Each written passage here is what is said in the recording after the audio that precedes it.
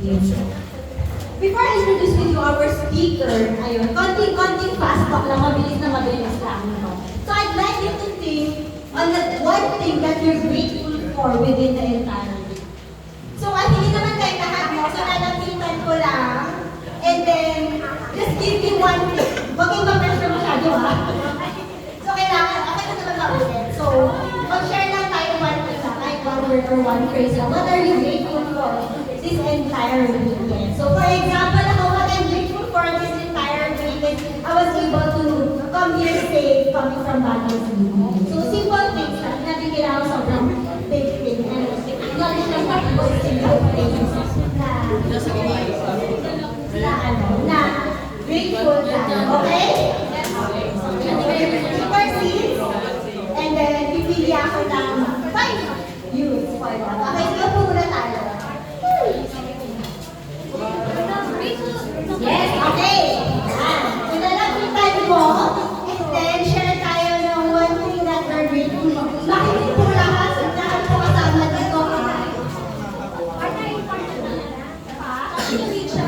Lahat po kasali dito. Okay. Sige. Okay, sige. One thing that you're grateful for.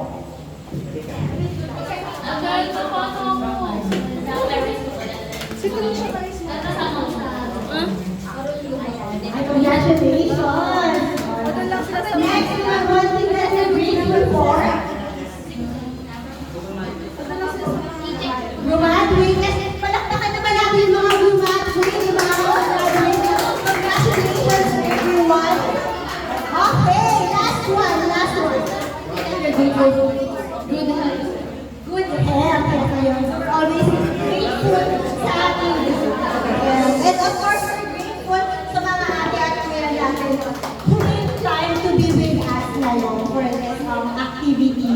And yes, so hindi ko na masyadong patatagalin since we're talking about how grateful we are right now. And we're grateful, no, na one of, dati siyang GK din. Dati siyang youth, part ng GK. So, he's part of GK Asuncion.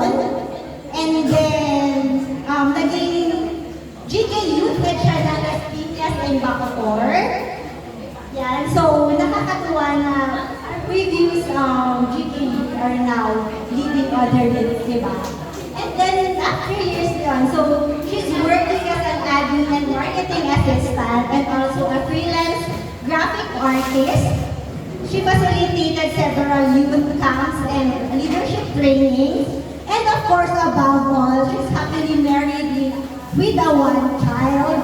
So, let me welcome our speaker for this day. Si Ate. Speaker natin for today is si Ate Lori Provigo Tagalan. Yes! Nakakapa natin palakpak natin kay Ate Lori. Yes! Continue lang kay Ate. Thank you, Tala.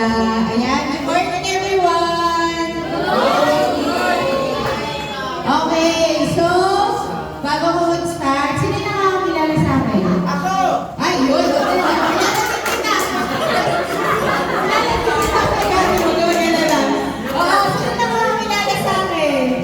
Ayun! So, sabi ko nga kay ex kanina, medyo familiar yung mga faces nyo, pero mga nagsilakihan kayo. At saka kaya ko yun naman lumaki. Literal na lumaki. So sabi ko, batang before, sakit pa yung iba. Yan, tulad nila, mga sakit pa. So ngayon, parang officially GK Youth na kayo. Mga ilang taong ba ang nandito? Meron bang 13? 14? 14, 15? 16 years old. 16? 17? 17? 18? 18? 19? 20?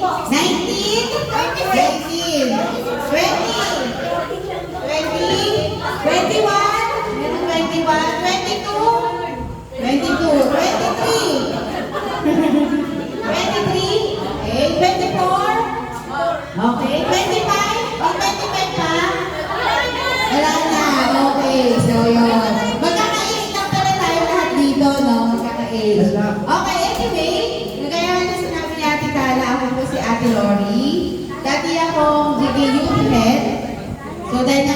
pamilya na ako, so hindi na ako pwede maging GK Youth Head. Okay, so before then, umaatid lang din ako ng mga leadership training na ganito. So, nakupo lang din ako, tulad ninyo, nakikinig, ganyan. So, hopefully, sana, bago matapos yung araw na to, meron akong maiwan na lesson or impact sa inyong lahat. Okay ba yun? Yes! Okay, don't worry.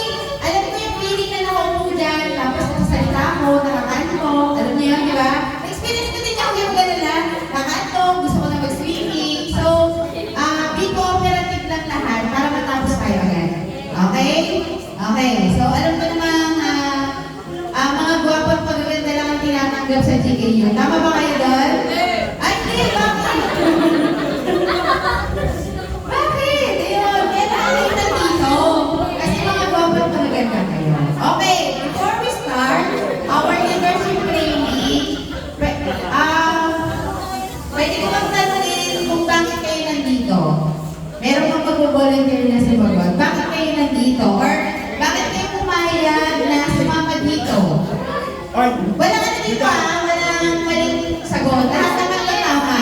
Kahit nasagutin nyo ay kasi po gusto ko na mag-swimming kasi mainit ang panahon. Totoo naman talaga yun, di ba?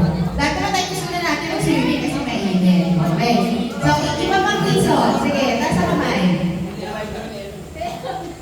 Para po i-train po kami kasi po, by the next few years, kami nag-train mag-train sa isang GKC.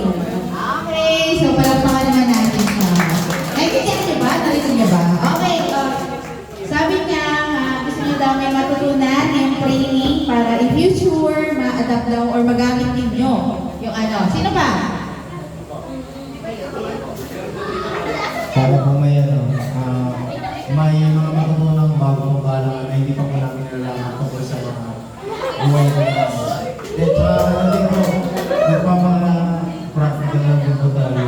Pero kung nakuhalas po lang ng mga hindi dito swimming po talaga. Okay. Totoo naman yan. Okay lang yun, normal.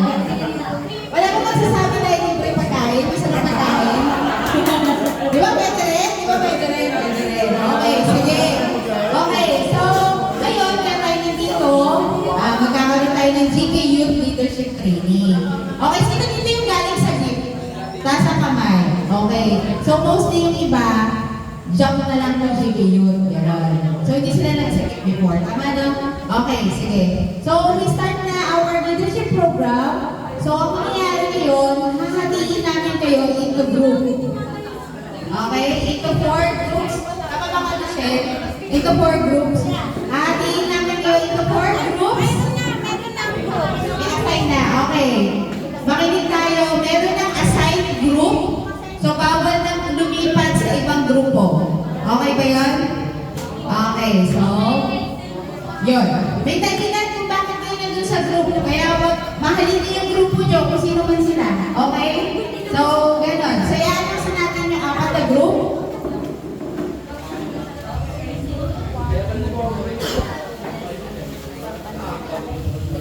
So, pag tinawag ko ang pangalan, tayo po dito, punta po dito sa harapan. Okay? For our group 1, Jamel Espiritu, Jordan Rivas, saka Jayan Biel